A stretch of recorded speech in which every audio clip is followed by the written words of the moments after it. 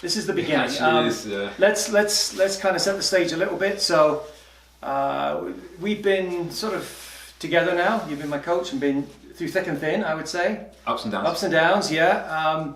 But for about 5.5 months now, maybe. Yeah, say 5.5 months. I think it is. Yeah. But we're at the point now where really the challenge begins at the first race. In fact, this weekend, I'd have to say there's 2 huge races coming up. If I can, There is obviously on Monday.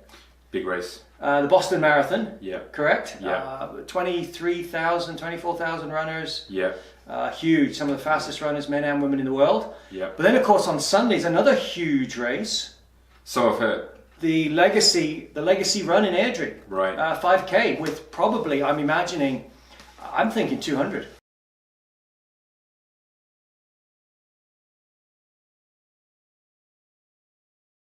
There's a 5, a 10 and a half. There could be 200 to 300 people. So really, the comparison I think is quite quite different. I don't know where you're going with this. Yeah, but no. So this is it. So I think the sort of the good news is the ankle is coming around. Yeah, it looks good. Obviously the not so good news, but I think take it all with a grain of salt is the first race the first personal best I'm trying to beat. Yeah. Is in the 5K. We're trying to beat these 4. I'm trying to beat these 4. I'm on the sidelines. Yeah, that's right. These 4 personal bests. So the first one, the personal best back in 2003 was 21:05. Yeah. Okay, so reality says no. Okay. In this race? Yes. No. This is not 100%. Yeah, and we'll talk about the time in a minute. But really, what I want to talk about today is I think it'll be interesting for all our viewers is. Whether it's your first 5K or your 100th 5K, Malc, talk me through my race day, okay? Mm-hmm.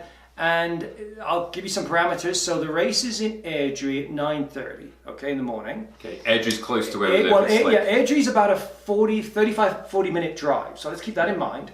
All right, that's how far it is. And the race starts at 9:30, and obviously it's my first 5K. So take us through me getting up in the morning. Okay, so give us that kind of, the whole thing, the step by step. Yeah. First thing to say is that always have more time, never get time crunched before a race. Okay. I've done it many times. I've even turned up to World Cup competitions a bit late before. It's not good at all. So it doesn't matter how big or small the race or competition or event is. You've got enough going on with it that you don't want to go stressed. So basically, the minimum time you need, because you kind of engineer it back from the start of the race. Yeah, that's right. So you say, okay, race starts at this time. It started at 9:30. 9:30. So you say, I have to be race kit on, ready to move around, bag deposited, whatever it is you're doing, an hour before the race. So you're saying, again, let's work backwards then. So you're saying for me to be in Airdrie at 8:30. Yeah. Okay. And not just be there, but already be out of the car and already. Well, we'll talk about that bit, but let's keep going back because I want to talk about breakfast. So keep working backwards. Cool. So then. So I have to leave here, just working backwards at 7:50. Okay. So breakfast. Yeah. So 7:50. So then you're just doing breakfast. Which is what? What do let me tell you. I'm a bit of a sort of traditional breakfast. I call this this is the that incredible English woman runner. Paula Radcliffe. This is the Paula Radcliffe breakfast. Okay, ready? Different, this is it. So it's porridge. Yeah. Honey. Banana. Sure, nothing wrong with that. Yeah, fine. Sounds good, eh? Yeah, totally. Okay, that's my traditional Paula Radcliffe. Cool. Pre-race. Breakfast. Yeah. Okay, I'll do that. The key. And a coffee. Sure, if coffee works for you. Coffee works. The key thing about that is that's what she did all the time before races in the training. Yes. So the key point from there is that. And that's what I do. Yes. Yes. That's my regular breakfast anyway. Yeah. So. There's no special breakfast on race day. You do whatever your body's used to doing. You don't want to introduce anything like randomly new. Okay. So yeah, you're basically going to do that before you walk out the door. Because the truth is, when you're running a 5K, you're going to be running this 5K in less than 25 minutes. It's really not long enough for you to deplete any. Energy system stores during the race. So no worries about picking up a water There's no nutrition, no height. This is just literally, yeah, really, isn't it? It's just go. You mean picking the water up during the race? Yeah, yeah. No, forget no, water. no. Yeah. I mean, basically, you start, you run, you finish. I mean, there's nothing else. Okay, that's what you want me to do. Okay, yeah, good. and all you need is something in the digestive system that you're not starving hungry. I mean, that's really the point of it. Okay. Only once we go to the longer races do we start getting more involved with nutritional needs. Okay. So really, this is just as you would on a training run. Okay. Yeah. So we arrive at 8. So I've got my gear on, right? Get the appropriate gear for the day. Yeah. Here, who knows what it's going to be? I mean, we've had snow and freezing rain and so on. So obviously, got to keep that in mind as to what I wear. But part of my approach is I want to be actually kind of cool when I start. Yes. Like I don't want to overdress. 100%. Make sense? Yeah, makes total sense. Absolutely. And everyone judges. You know, are you particularly hot person or not? You know, some people just run really hot. Some people run cold. Yeah, that's true. But generally, you always want to be a bit colder on the start line for that time that you're kind of waiting there. Once you get going, you're warm, you're fine, you're all good. Okay. So I'm there an hour before. Okay, so what do I do in the hour before the race? Yeah, good point. Basically, the reason I say an hour is because that time just disappears so fast. Okay. And then normally you've got to line up at the start of the race. Actually, I got to pick my race package up. There you go. Yeah, exactly. There you go. And then we'll go through this ourselves, like off the camera. But basically, before we'll get into a pattern this year, a pre-race warm-up ritual, basically. Oh, okay, good. That's what I was wondering. That's really the key of. Yeah. Okay. It would be ill-advised, like to step up to your 5K race completely cold. That's what I'm wondering. That's what I'm wondering. Wouldn't work very well. Okay. You do not have enough time during the race to get warmed up and then run well. So what do you want me to do? What do you want me to do before the start line? Yeah. So we'll refine this, but essentially high level, you're going to do 15 minutes of easy running. Okay. That will gradually progress in speed. Okay. You start off super easy and then you get a little bit faster at the end. 15 minutes is generally the minimum time for the warm-up run, the easy run. For any race? Yeah. 100%. Oh, okay. That's not to do with the race, that's to do with physiology of the body. Okay, so that's a keeper. Yeah. So a minimum of 15. Yeah. Okay. I see people doing these kind of warm-up jogs before the start of a race for 10 minutes. And if they're skipping on the spot and then off. Okay. I'm like, good luck with that. And that's me. That's how actually I was. Yeah, well, that's the process we're going through. Okay, so that's a change. All right. 20 minutes is even better if you can do 20. So, wow. You know, a professional athlete who's really at the high end is going to be doing like for sure 20 minutes. Then you chill out for a little bit. You're going to maybe take some drink on. Then we're going to go through a little process where we actually get you tuned up to be better straight off the start line. So, that's okay. That process is quite simple. It basically begins with some sort of running drills, which basically coordinate the neuromuscular system so that you're ready on the start line. So this is just before the start? No, this is a bit more. This is like about half an hour. Okay, so I'm wondering. Yeah, and then we go through some drills, and I'll be showing you those. Drills. And the drills just get you kind of ready from connection from brain to muscles. And that's about 10-15 minutes. Wow, okay. And then... I'll be tired. I know a lot of people say that. I'm going to be done. It's really interesting you say that because I coached a guy 2 years ago. Yeah, I coached a guy for 5K 2 years ago and he'd run a bunch beforehand and he said, Mark, what are you getting me to do? He's like, this is ridiculous. He says, I'm doing all these things like before the race. He's like, I'm really, really scared. I'm really worried about being too tired for the race. It is a bit of a mental game. Right, and he said, I'm not comfortable with this at all. He said, like, I've never done this kind of stuff before. Okay. And he's like, are you really sure about this? Because I want to run a personal best today and you're making me tired before the race. I said, just trust the process. Anyway, wow, this is interesting. He went through the process and he ran the PR time. He did, wow. And he was like shaking his head at the end. I'm in your hands. I'll do it. So, okay, this is interesting. The idea of this preparation is it does not make you tired at all. There's no lasting fatigue from this preparation. Okay. It is all about just preparing the body. And then what we do is we always go through some strides. And now strides mean different things to different people because it depends on how fast a runner you are. So slower runners, they're going to do slower strides. Faster runners are doing faster strides. What do we mean by strides? Well, strides is basically just opening up your stride length. It's just basically opening up your gait. and we only need about 50 to 100 meters to do this. Okay. And again, we don't fatigue the body. We actually have fun. Strides are actually fun. It's basically just running kind of in a fluid, quite fast, but extending a little bit. Yeah, what I'm hearing? exactly. Okay. Exactly. Okay. Yeah. Okay. And then basically you want a good 10-15 minutes before the race start, where you're done everything. You're just like finished. Oh, okay, gotcha. All right. You're just kind of like, you're no more faffing around. You're not just sipping drinks because you're nervous, because people do that, right? Before a race, they just start like drinking because they're nervous, because they've got nothing else to do. Okay. Right? The drink goes away, you're done, because it's not helping anymore.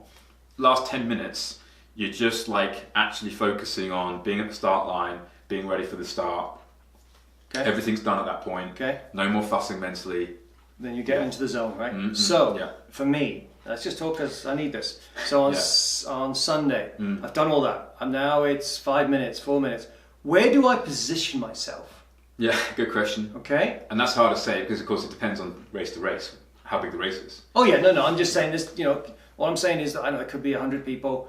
I mean, that start can be a bit of a pain. Oh, the start is awful. Yeah, I mean, so is it it best if I literally go up to front? I'm just saying. Right. And then hammer for 2K. I don't know. What do you want me to do? No, don't hammer for 2K. No. So it's a subjective judgment call. Yeah, I got to make it clear. It's your call on the day. You have to be looking around at you. Who else is around you? Be prepared. There are always people in the race who are way too near the front, and then they get in the way, and then it's a disaster. Like the first kilometer is always difficult. It's difficult. Yeah. So the main thing is always stay with your race plan. So you know what you want to do, and for example, the most efficient way to run physiologically is to run even splits to a race. So you have to think about that, like how you're not going to blast the first kilometer. I'd also say in a 5K race, you don't go too slow in the first kilometers because you've got no time to make it up. No, that's right. So you're really looking at, okay, if your plan is like, let's say your plan is to run like 450 per kilometer, I don't know, 445 per kilometer, whatever it is, you got to be thinking that the first K, you need to be hitting that split if you can.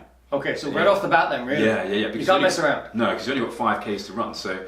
and you've done all the warm-up stuff, right? So really, there's no excuse. No excuses. The only excuse really is, is kind of nerves affecting your judgment. Yeah. And then also, like you say, is the logistics. Okay. So I'm afraid I can't give you like a rule, because it's about, on the day you have to look at who's around me. Yeah. Okay, I'm faster than that person. I'm pretty sure. No, that's fair enough. I understand. I totally appreciate that. Yeah. Now, are you suggesting asking that I do an even splits per K the whole race, or what do you think? That is, time and time again it's been studied, and that is physiologically the most efficient way to run a race is to run that way, because we're not racing individual competitors on the line here. Okay. If we were, we'd get tactical. Yeah, that's right. This is strictly a time. This is you against the clock. Okay, all right. So what we're talking about is that like in the back of your head, you're thinking about even splits all the way through. That's kind of in the back of your head. Okay, all right. The reality is you'll be up and down a bit. Yeah. And you don't stress about that. Okay. But in the back of your head, you're thinking about the even splits. Okay. Unless the course is weird. Right, if it's not a flat that's right. course, We'll have to see if it's lots of hills, if it's strange technical stuff. So what we're assuming, I should check the route. Maybe you can do. Yeah. Okay. I mean, that's a good idea. Yeah. This is on the assumption that we're a roughly flat course. Then we're talking about even splitting the course. Okay. The thing is about it is this is kind of one of the intangibles. It's not hard science, but it's truth of reality. Is that the way the brain works when you get into a rhythm, when you're working very hard, quite high up in your heart rate range. Okay. When you get into a rhythm, you can kind of stay in that rhythm, and most runners can't really move out of it very well. Okay. For example, if they drop off that rhythm and go slower, most runners will find it hard to come faster again. Equally, you're probably not going to have many gears to go faster. So you tend to find that when you're in a 5K race or even a 10K race, you kind of need to set the tone in kilometer 1 and then hold that. Okay, that's kind of my thinking as well. Whatever I can grab in kilometer 1, hang on to it. Yeah, hang on to it. And just hang on for dear life, Pretty much. That's kind of how I've seen the races go in the past as well. Yeah, because 5K is just nothing. I mean, it's just going like this. No, you can't go into a 5K and be like, hey, I'm going to like just cruise the first K and then just start like building it. Because it's like, boom, the finish line's come and you just wasted. And it's so hard to do that step up during the race. So I'll run the race. Post-race, I finished. What's the key thing now? Whether it's, and it might be different between the length of races, but is there any key thing I should do once I finished? Because, you know, I don't know, I'm thinking, obviously I'm fatigued, you know, I've pushed it hard. Yep. Is there any, should I be eating, drinking, stretching? What's your thoughts? When you cross the line, there's a bunch of emotions and other things happen. You have to just like cool your brain down for like 5-10 minutes. The body will start to cool down, like 10 to 20 minutes, the body's going to start cooling down. So you have to be cognizant of that. Okay. The most important thing for runners running at your level and club runners out there, so we're not talking like sub-elite, elite level. Sorry. But no, trust me. I know where I fit, Malc, I know where I fit. But the main thing for this level is to be aware, as soon as you finish the race and you're done faffing, is to be aware of your body at that point. Okay. What you don't want to do is to carry over stiffness and soreness into the next day, the next day, the next day. That's what I was wondering. When it's not necessary. Okay. So the first thing to think about in your head is, how does my body actually feel at the end of this race? Okay. Are there any sore spots? Are there any muscle kind of soft tissue sore spots of like, oh, that's worked pretty hard? And your primary objective is to deal with those. Okay. So let's say you cross the line, 10 minutes later you're kind of doing an analysis of like, how does my body feel? And you're like, okay, my left calf is real tight, like it's... Yeah, really, but yeah. Yeah, so boom, that's your priority, that becomes your priority then, okay. Right, is to deal with that. Because if you don't deal with things post-race with the body, the body cools down, you drive home, all of it gets worse, and then tomorrow you ain't going for a run. Yeah, okay. The next day you ain't going for a run because you're now not ready. Okay, so really keep an eye on how it feels afterwards. Yeah, if you do a great job of it, you should be able to come back into your running schedule very quickly. Yeah, and especially after 5K. Especially after 5, yeah. Okay, so thanks for that information. Cool. Send me an email, please. Yeah. Because you said a lot of stuff in there. Sure. Just I need a bit. It would be useful to have a bit of a guideline. Yeah. Right. So, with the caveat that this is race 1. Oh yeah, absolutely. No, this is just a starting point. But at least I want to, get my mindset into the pre-race, the race, the post-race. Yeah. Yeah. In a way that makes sense. So. Yeah. So we really come down to the bottom line here, Malc. I've asked you to get a piece of paper and a marker. Yeah, I don't understand what's going on here. Okay, what you're going to do now is, for the audience, and I'm not going to look, you're going to write down my time. You're going to write down my time for the 5K, and you're going to write it down, and then you're going to show the audience, all right? And then next week, I will come, and I will have a piece of paper with the actual time on. All right. And I think this is worth doing because, I think as a coach, this is the kind of thing that I've never seen a coach do this. This is really well, it doesn't matter. I know this is new. We're breaking new ground here. So this is so write down how many minutes, how many seconds that you think I'm going to take to run the Airdrie 5K. All right, and then take it up to the cameras and show the audience. Give me a second, because there has to be some thought process. No, it's okay. No, that's fine. No, we got a little bit of time here. But I'm not going to look. Okay. I'm not going to peek. So just kind of think it through a little bit. Okay. Based on what we've talked about, Yeah. Let me think here. So we're going to do... Okay, we don't have to go too crazy about this, all right? It's just a bit of fun. Man, this is serious stuff, isn't it? I know. It could be in 15 minutes. Don't ever ask a coach to do this and not take it seriously. Yeah. Okay. And I'm going to be generous, by the way, as well. You do whatever you want to do. Because I have faith in mine. You do whatever you want to do. I'm not. This is, and I'm not going to look. So. We're going to do this every race. Every single race. Oh my goodness. Well, now you can prepare. This one you weren't ready for this, but the next ones you will be. Okay. Well, it's a bit of fun. I think it's kind of good. This is what. I'm holding it up so people can see. Okay, can you take it closer to the? Well, yeah, that's close. Yeah. Okay, people can they see it? Yeah, absolutely. All right. 100%. Okay, now hide it. Okay. Put it away, right? Right. Okay, done, Malc. So there we go. We're all set for next week, and we'll let the audience know how things went. Okay. Okay, buddy.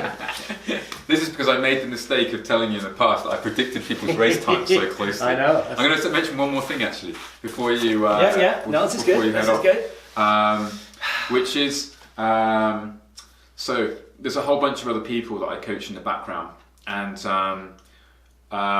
they have interesting stories, and sometimes the stories can motivate other runners that I work with. One of the guys, I mentioned his name before, so just a shout out to Norm. I've been coaching Norm for about 10 months. Mm-hmm. Norm came to me 10 months ago, and he was running a 450 marathon at the time, and he was running about 217, 218 half marathon. He actually raced last weekend. Oh, he did race, okay. He did, yeah. So he raced a half marathon last weekend, and he ran 130 in the half marathon. No way. 130 flat. Wow, so, that's incredible. Wow. The reason I bring that up, I don't generally bring up other people's race results and race times, but the reason I bring that up is because that's really exceptional. So that's 10 months. In that 10 months, Norm has not had one day off with any injury or any soreness. We've been on plan A the entire 10 months, not a single week off, nothing at all, just every single week. And he stuck to the program like incredibly well, like absolutely perfectly for 10 months. Good. And it just as an example to people out there, because people will debate whether these kind of exceptional results are possible or not, and whether that's realistic and real people can do this. But Norm is just a regular guy. He's from Cochrane, and in 10 months he's gone from that 218 down to 130. That's a huge drop. Yeah. So just a shout out to Norm. Yeah, well done, for his Norm. result. Good work, buddy. Good work. And his story isn't actually finished being written either. I mean, we go to the marathon with him next month, and we'll see what he can do. But just as a real quick snippet for people out there, that kind of thing is actually possible for real people, but it takes with the right approach. Yeah, you have to have the right partnership between the coach and the runner, but then really it comes down to the runner trusting the process 100% the whole way, which is what he's done, and that's his one major secret to success, basically. Good.